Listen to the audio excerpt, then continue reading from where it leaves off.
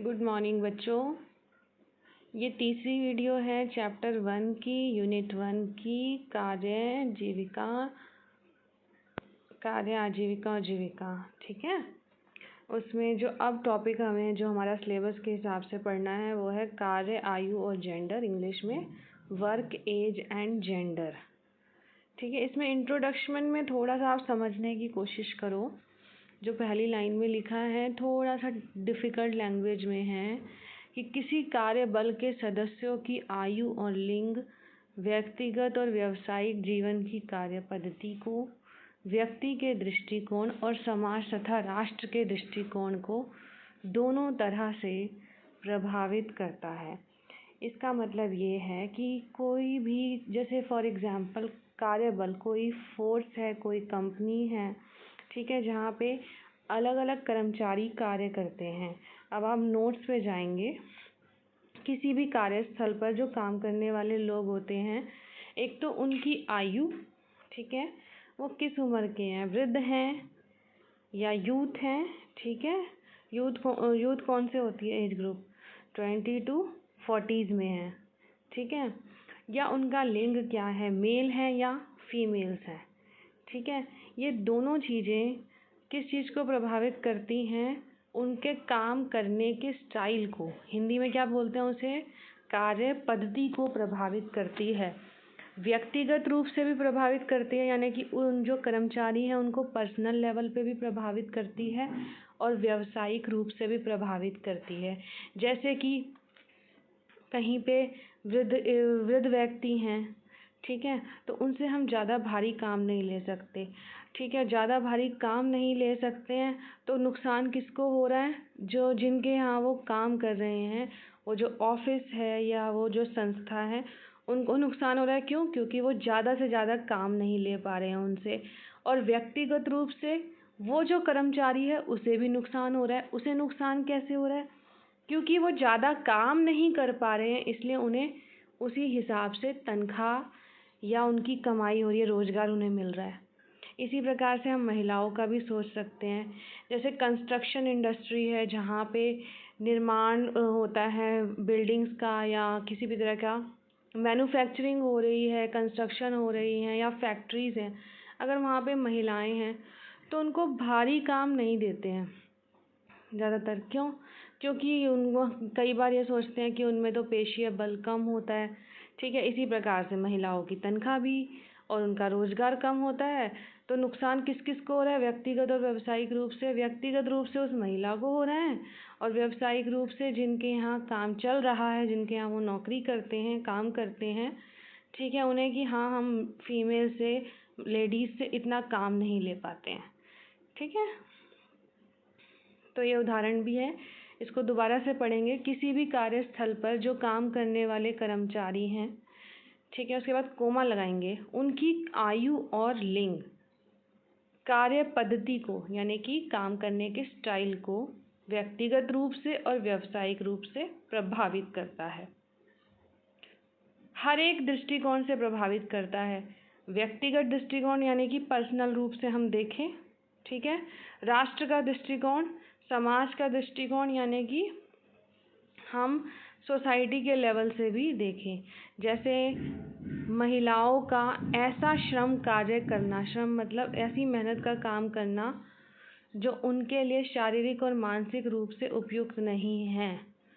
For example इसमें हम ये भी देख सकते हैं कि कई बार ऐसा भी होता है कि महिलाओं से भारी काम करवाया भी जाता है, हालांकि वो उनके शरीर के लिए नुकसानदायक है, मानसिक रूप से भी। ठीक है, तो ये आप समझेंगे। तो हमारा टॉपिक क्या था, कार्य, आयु और जेंडर। ठीक है, तो आयु और जेंडर कैसे प्रभावित कर रहे हैं कार्य को, समझ आ गया आपको यहाँ पे। आगे हम चलते हैं कार्य के संबंध में जेंडर मुद्दे। प्रकृति ने, हमारे नेचर ने जैविक और कार्यात्मक भिन्नताओं को स्थापित करते हुए स्त्री पुरुष में अंतर किया हुआ है। प्रकृति ने, जैसे बॉडी पार्ट्स होते हैं, प्राइवेट बॉडी पार्ट्स होते हैं, उस हिसाब से मेल कौन है, फीमेल कौन है, साफ साफ पता चल जाता है। ठीक है, एक अंतर पता चल जाता है। मानव जाति को 2 भागों में बांटा गया, लेकिन हाल ही में भारत के सर्वोच्च न्यायालय ने एक और जेंडर, थर्ड सेक्स, जिस ट्रांसजेंडर के नाम से बोला जाता है, तीसरे जेंडर के रूप में मान्यता दे दी है। ठीक है। अक्सर लोग सेक्स और जेंडर शब्द इन दोनों में कंफ्यूज हो जाते हैं कि सेक्स शब्द और जेंडर शब्द एक ही है और अदल बदल कर प्रयोग कर लेते हैं, लेकिन हमें थोड़ा सा इसमें अंतर समझना पड़ेगा कि सेक्स क्या है और जेंडर क्या है। सेक्स बच्चों ये है कि जो हमारे जनन अंग हैं, बॉडी पार्ट्स हैं, प्राइवेट बॉडी पार्ट्स हैं, उसके आधार पर अंतर करना कि कौन मेल है कौन फीमेल है। और जेंडर क्या है? जेंडर समाज से संबंधित है, जैसे कि हालांकि ऐसा कोई नियम नहीं लिखा हुआ, लेकिन पीढ़ी दर पीढ़ी या फैमिलीज़ में ये चीज़ें चलती चली आई। जैसे फॉर एग्ज़ाम्पल लड़कियां गुड़िया से खेलती हैं, लड़के बाहर का काम करते हैं। ठीक है, तो लोग ये समझते हैं, उसी हिसाब से जेंडर को डिस्क्रिमिनेशन मतलब समाज ने उनका क्या रोल तय किए गए हैं। ठीक है, इसका कोई नियम, लेकिन अब समय बदल रहा है। अब जो है माता पिता बराबर काम करते हैं, दोनों लोग बाहर जाते हैं और दोनों घर की जिम्मेदारी इक्वली उठाते हैं, लेकिन फिर भी कुछ ना कुछ किसी न किसी फैमिलीज़ में ऐसा नहीं है और वह रोल आज भी पीढ़ी दर पीढ़ी ट्रांसफ़र होता जा रहा है कि घर में किचन का काम है वो कौन संभालेगा। ठीक है, आगे चलते हैं। महिलाओं और उनसे संबंधित मुद्दे, कार्य से संबंधित मुद्दे और सरोकार। सरोकार का मीनिंग होता है बेटा कार्य।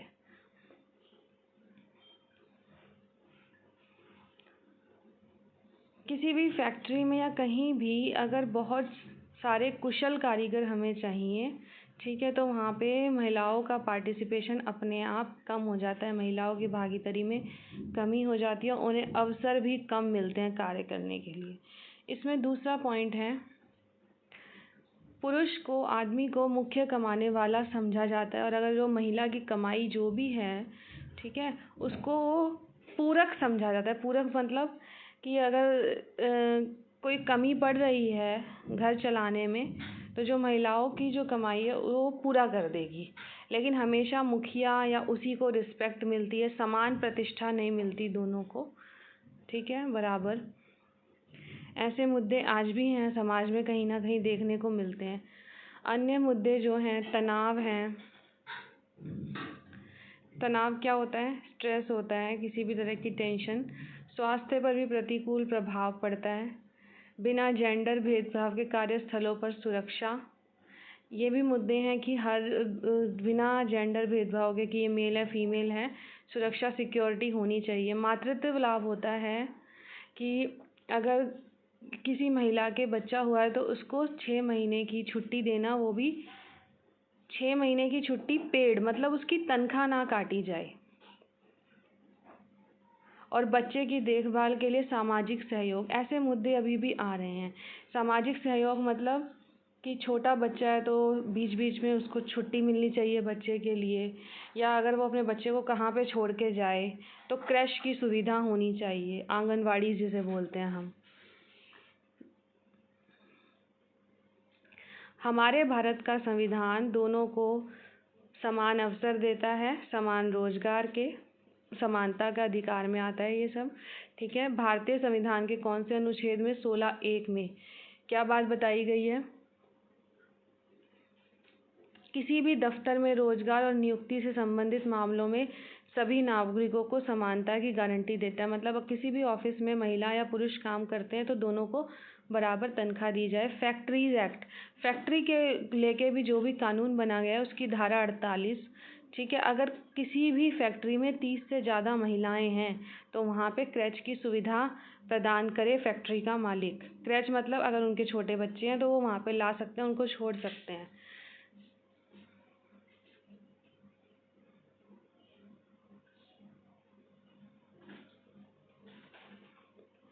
श्रम मंत्रालय ने, ठीक है, ये जो मिनिस्ट्री है, जो लेबर मिनिस्ट्री जिसको बोलते हैं, उन्होंने महिला प्रकोष्ठों की स्थापना की है।